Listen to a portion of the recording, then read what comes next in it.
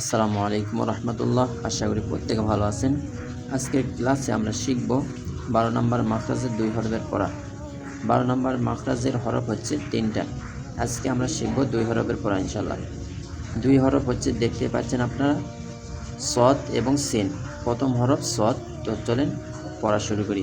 সদ জবর স, সদ জের সি, সদ পেশ সু, স সি সু, সদ জবর স, সদ জবর স, স স, সদ জবর স, সদ পেশ সু, স সু, সদ জবর স, সদ জের সি, স সি, সদ জের সি, সদ জের সি, সি সি, সদ জের সি, সদ জবর স, সি স, সদ জের সি, সদ পেশ সু, সি সু, সদ পেশ সু, সদ পেশ সু, সু সু, সদ পেশ সু, সদ জবর স, সু স, সদ পেশ সু, সদ জের সি, সু সি।